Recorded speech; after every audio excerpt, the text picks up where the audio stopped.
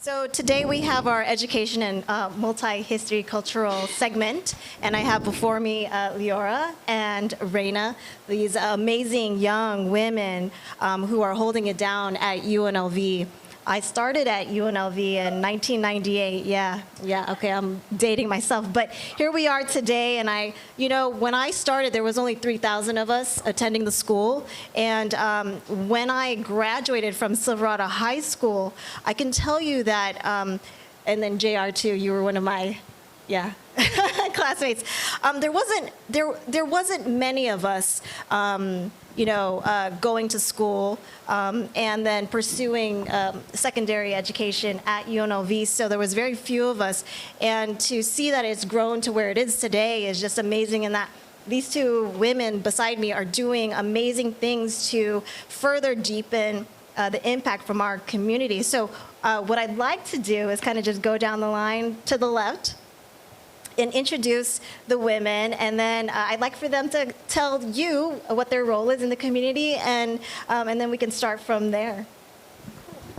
So I guess I'm going first. Hi, everyone. Thank you so much for having me. My name is Leora Dumanlang. My pronouns are she, her, hers.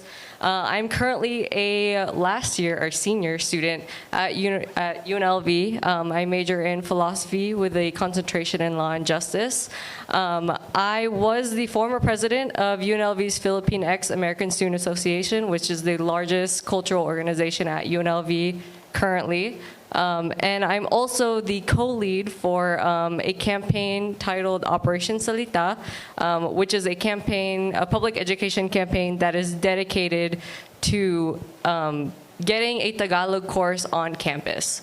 Because currently, right now, we have Spanish, we have Japanese, we have all different types of languages, but we don't have Tagalog, which is very, very shocking because the majority of our AAPI population in Clark County, in Nevada, is Filipino, and we don't have the opportunity usually to learn our language, to communicate with our family members, with our coworkers, with even our patients. And so we want to give that opportunity to our students. We want to give back to our students and allow them at least the option to take the course for foreign language credit. So that is our mission at UNLV right now. That is my mission. That is the mission of the individuals who are working alongside me. And this is a student-run campaign, and we pride ourselves on that because, yes, go youth. We love the youth so much, and they are definitely more than capable of doing campaigns such as these, and just fulfilling their passion projects. So, and I say that as I'm not a youth, but I am a youth as well.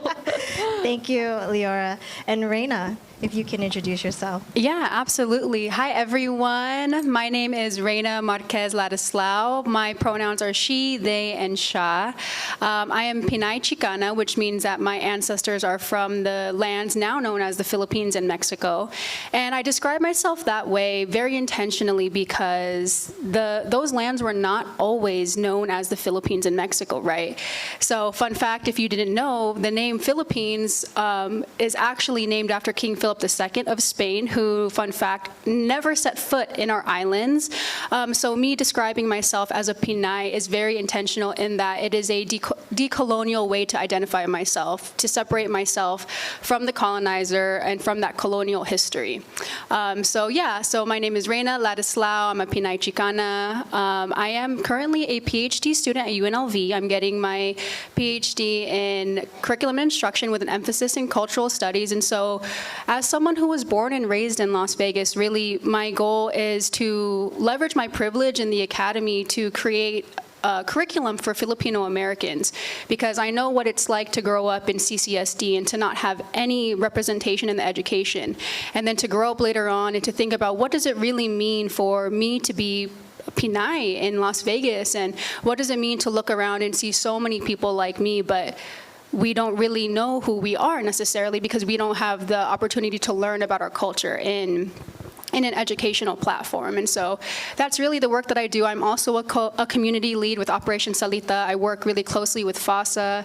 I'm just really dedicated to nourishing the roots here in Las Vegas for our Phil-Am community here. So thank you to Mun and Racelle for bringing me on, and I'm just really grateful to be here with everyone. Aren't they amazing, right? Yeah, when I discovered the work that they were doing, it really hit home. Some of you already know that during the pandemic, we were at home and there was a lot of reflection going on. And for whatever reason, I thought about how, gosh, this would be the perfect time to learn Tagalog. Like I can understand 85% of it. And I realized there wasn't a lot that was out there that spoke to me from learning Tagalog as an English speaker. And so I had this crazy idea, and I forced my son to do the project with me. And so we have currently in print a book, First Words. And then when I learned about these ladies, I said, oh my God, this is like kismet. I always wanted to make sure, like, how can I do something but I have this idea of force multiplying, right? Like be a force multiplier, not to just impact, but where can I, if I put something in action, how can I help as many people as I can? Because to Lester's point, yeah, my dad was in the military and I came here. I don't have to be a Filipino in American. I could have been a Filipino in the Philippines, and my mom was poor in such a poor country. And so I did my best to honor the family, and education was a thing. And so this hit home, and I said, what better way for me to focus this project, and proceeds from there will help fund this Operation Salita. So I'm very happy. I feel like this is a calling, and I want to talk about on education, right? Because if we know better, we do better. And one of the things that we had discussed, and I would like for Leora to start with it, is the urgency around education. Can you share your idea around that? Well, it's really, really important for everyone to learn about their identity, to learn about their culture. And it's because not just from the setting in which you're at home and you're with your family and you're learning culture through them, like you're using plastic bags from the grocery store as trash bags, so you don't just learn culture from your family. Obviously, that is a really, really big part of it, but education in the traditional classroom setting, having your teachers be Filipino or be the same demographic as you, that is life-changing. Having mentors and having classmates who you connect with because you look alike, or you connect with because you speak the same language. It's super, super important, super, super urgent for us to have that connection with our peers and our classmates and our community, because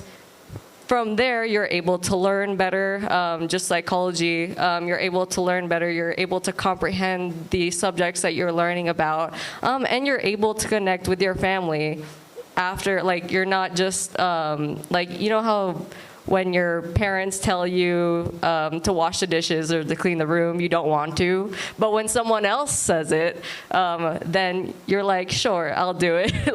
And that's because of all of the familial pressure that you feel from your family. And so that's why it's really important for someone else in the community or someone else that you care about other than your family to reassure that it's important for you to learn about your identity, because it's an important aspect of who you are.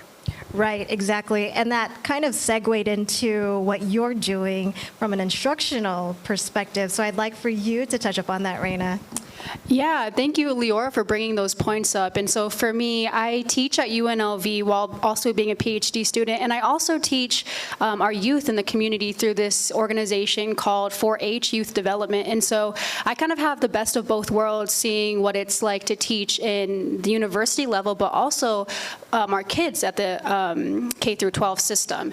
And so for me, I think about the role of benevolent assimilation, which when America went to colonize the Philippines, they implanted American schooling systems in our country back home. And so being a diasporic Filipino here in the States, it's really interesting for me to interact with the American schooling system while also embarking on my personal journey of figuring out what it means for me to have ancestors from the Philippines. And I think that for me, it's really about providing opportunities for Philams to learn about who they are, not just on a Filipino nationalistic cultural level, but who were we before we were Filipinos? And what does it mean for us to have ancestral ties to the specific places that our ancestors were from? That I'm not just Filipino, I'm Bisaya, I'm Cebuano, I'm Tagalog, I'm Kapampangan, I'm all these different things, right? But even under the Filipino nationalism, that gets erased, and we tend to forget who we are. And so I think that using our education system and bridging the work that I'm doing within the classroom, which obviously is here in Las Vegas, while also bridging that with the cultural work that I do and discovering what it means for me to have relationships with my ancestors in very tangible ways, the way that I have relationships with my family, that's really what it's about for me, is providing other people the opportunity to do that same. Exactly, and we don't realize that the idea that we have on ourselves and our identity has a lot to do with how we interact with our environment, right? And the better sense that we have of who we are, we're able to go out into our external environment and proceed with that confidence that we didn't know that we should have had, that should have been there. So this is why this is really important, because through education, within our culture, we get to tap into those areas of defining who we are and how we relate to the world around us. And we're able to provide that, I want to say, more positive impact. And it's really important that we create a foundation for the future so that they too understand that you are important. We're here to listen. We're here to accept. What are your ideas? We've already paved part of the way, so let us help you, right? Our ancestors did that. We have this opportunity. Let's do that. And so some of the ideas that we had as, what is a call to action to the community? Well, Operation Salita is on its way. It had its pilot class, right? And where are we at right now with it? Like, when is the next session? Because I know a whole bunch of these folks are waiting to take the next class. Yeah, so something about Operation Salita that I had failed to mention in the beginning was that we are actually fortunate to have an educator from the CCSD school system who volunteered to teach the very first pilot program for the Tagalog class at UNLV. And right now we have about 30 students enrolled in this class. It is free, it is open to the community, it is on campus, and it is a curriculum where you are learning Tagalog from the basics all the way to just so that you can surprise your family for Christmas and be like, With the Maligayang Pasko, Merry Christmas. Like, they'll be like, how did you know to say that, like, in Tagalog? Like, especially for those who are also looking to go back to the Philippines, they have that opportunity there. So right now, this is just the pilot program. This is just the beginning. After that, we are hoping to continue this program, not just this semester, but next semester, try to get more educators involved. Try to make it so that students can actually take this course for credit so that it will apply to their GPA, which a lot of students are super excited about. I was excited about it, but while you're out there, tell me, raise your hand if you would be interested in taking this class. Okay. Mm-hmm. Yeah, wonderful. Right. It's right. Exactly. And then we started to think about, well, how do you deepen this identity, this idea of identity? What makes a Filipino Filipino or a Filipino American? And in our discussion, we talked about the history through art. You know, the beautiful artwork that Raina has on her hand is tied back to our ancestral, right? Because our original peoples, we were tribal, right? And so that through her artwork tells a story. And we started talking about arts and how wonderful if we could establish an installment at UNLV with a class and then followed by the history of arts. So these are the kinds of call to action. If folks have the bandwidth, the capacity to do it. These are the kinds of things that we're asking. You know, who will be there? Who will stand up to try to then pair this Tagalog class with, you know, a cultural arts class? So we were thinking ahead. So while we're at it and we're, talking about arts, I kind of wanted to engage the audience because we know that we have a love for music. So while we're here and we're wanting to make this a little bit interactive, we wanted to take out your phones, if you have a second to take out your phones, and go on the Insta. And the question that we have is, what is currently your favorite non-English song? So do a hashtag Rooted in Rising LV, and next to that, can you tell us what your favorite non-English song is? So I'll go ahead and take the first bullet to show my age. The original Disney princess, Lea Salongo, Nandito Ako. I got a fan? Yeah, okay. Raina, how about you? I'm definitely a Regine Velasquez girl. Shout out to my Lola for that one. I remember she had brought me to one of her concerts when I was really young, and I was like, please play Kailangan Ko Ikaw. And so that's definitely my favorite song. Whenever I hear that, I'm like, yeah, that just brings me back to my childhood. Oh, and Leora? So I love K-pop and I love OPM, and there's just no in between. But my favorite K-pop group is BTS. And my favorite song from them is called Dimple. It's actually called Dimple. It's called Dimple, a little lesser known. It's not in English. And my favorite OPM song is, I love anything Sara Geronimo, but I think my favorite is Forever's Not Enough. That's my favorite. Oh. Well, wonderful. Thank you. And, while we're here, how are we doing on time? We're good? We would like to open up to the crowd with any questions that you might have for these ladies, anything that you might be interested in learning. Yes. So when you say next semester, Hey, my name is Adnan, and so for the next semester of the Tagalog classes, what is the start date? So because I was planning on taking it this year, I was telling Racelle that and never happened. But for the next semester, what is the projected date, start date at least? So because we're not yet done with this semester, that's still in the works. So I'm still working with our professor to see if we can get more educators involved to teach next semester and to teach possibly other cultural classes other than our language class. But I have high hopes that we'll start again in January, and it's kind of going to be a repeat class of what we had in the start of this semester. So to answer your question, hopefully January, but if you'd like more updates on this project, this campaign, we do have an Instagram account, which is where we post all of our updates in terms of the class, in terms of any events we'll be participating in, any fundraising projects, and it is at operation dot underscore salita, SALITA, and salita means speak, so it is Operation Speak. Thank you, Leora and Raina. We did have one more question from the crowd, and what was the age group? Is that what the question was? Because the age for myself, but also for my kids. And so even that age gap between it's even generational for us because as our parents moved here, they didn't teach us, not because they didn't want to, but they just, was part of assimilating here, I would to say. So again, just what's the age group? Because I know that I want to take it, but also want to make sure that my kids also have the opportunity to take that as well.